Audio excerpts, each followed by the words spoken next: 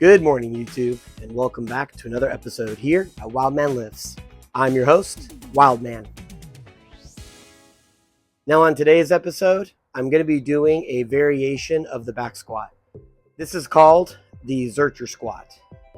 Now basically, Zircher just means that I'm going to be placing my arms underneath the bar, and that's where I'm going to be supporting the bar, is right here within the crook of my elbow.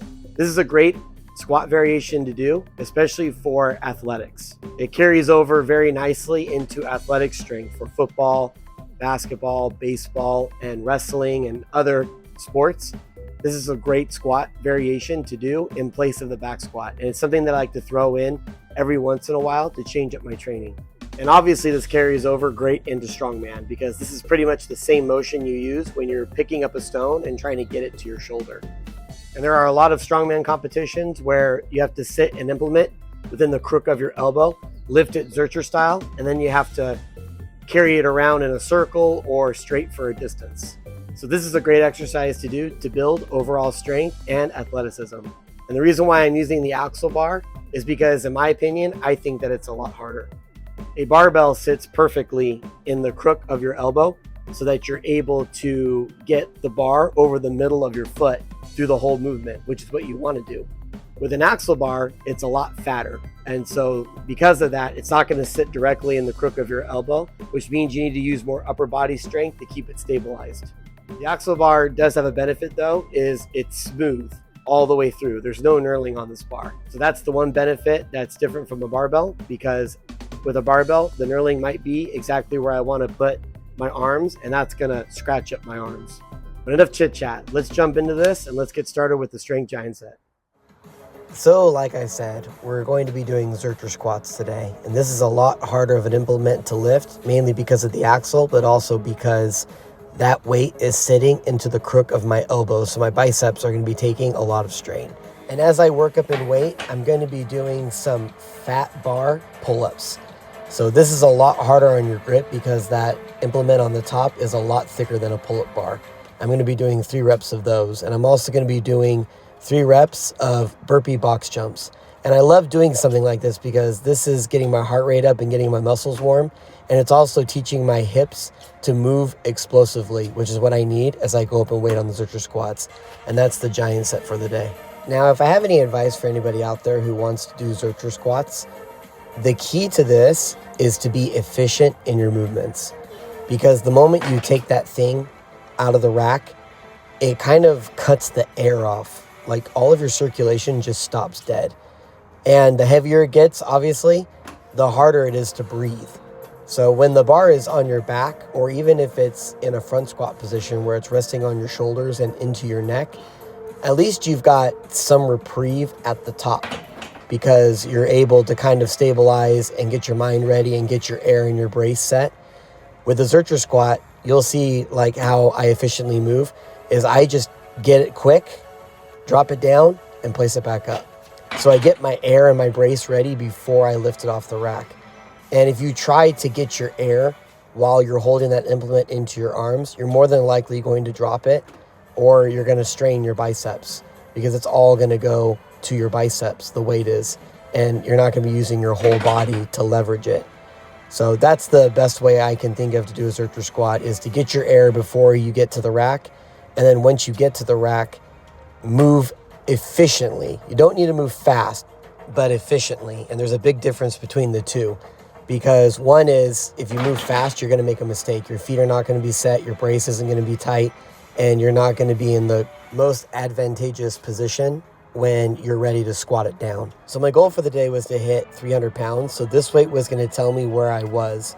And although it moves very, very fast, I'm hunching over a lot because my core is starting to collapse and I'm ending up using other muscles to try to muscle that up. But the thing is, I didn't feel it in the moment. To me, that moved fast and I wasn't hunched over in my brain. So for 300 pounds, I knew I was going to be able to lift this. I just didn't know how fast I was going to be able to lift this. And I've lifted this before, but it moved very slowly. So you'll see here, this moves so fast, and I was very proud of that. But again, in hindsight, as I look back, I realized how hunched over I was, which just means that that bar is rolling towards my hands, and that's not going to be a good thing when I get to heavier weight like here. This would have been a PR today, but spoiler alert, I do fail it. And that's because it was so heavy, it started to roll out towards my hands, but still not bad for no belt and no protective gear. And by the time I was done with all my rounds, I had done 30 reps total of fat bar pull-ups and 30 reps total of burpee box jumps. And that's just doing 3 reps in between my strength sets as I was working up in weight, which all of these movements help me with the lift, and the totality of all the lifts actually makes it a very good conditioning cycle. So after the strength giant set was over, I moved to my volume giant sets, which is going to be 3 rounds, and I was just going to do 210 pounds Zircher squats for 5 repetitions. And after going up in that heavy weight, especially not using any protective gear, my body was pretty zapped. But volume is where the bulk of the workout comes from. This is where I truly get my strength from. So I wasn't going to miss it. So I was going to do 3 rounds of that. And in between that, I would immediately jump over into box jumps, because after doing that and then going over and doing jumps like this, your body is screaming for you to stop. So this is a great way to condition your body. And I was going to do some straight arm lat pull downs. And this is just another way to build my back and hit it in a different manner. Now, I'm going to show you the second round only because I want to show you the depth. So when you're doing a Zircher squat, to me, I feel like I'm squatting to parallel like I do in a back squat. That's what my brain is thinking. But really, if you look at the Zircher squat, look how deep you just naturally go in a squat. And that's because you're more upright. So that's the benefit of Zircher squats. And to finish everything off, I was doing my accessory giant set. It was 3 rounds of supinate curls. And I love doing these on my squat days because it really targets that inner bicep and builds it very nicely. And then I would immediately transition into a goblet squat. And this would keep that strain on my bicep as I was doing this, but I was also working out my legs. So that was a nice little transition there. Then I would immediately transition over into hitchhikers. So that would also continue to keep that strain on my bicep, but this time I'd be hitting my shoulders from a different angle. And doing all this cumulative work at the very end, I thought that it added up very nicely for a total workout and was well balanced. And I really enjoyed working out with that sunset at the very end. Boom. The Zircher axle squat, 300 pounds, has never gone up faster than it ever has before. And that was without a belt, knee sleeves, protective equipment for my elbows for the bar to sit in.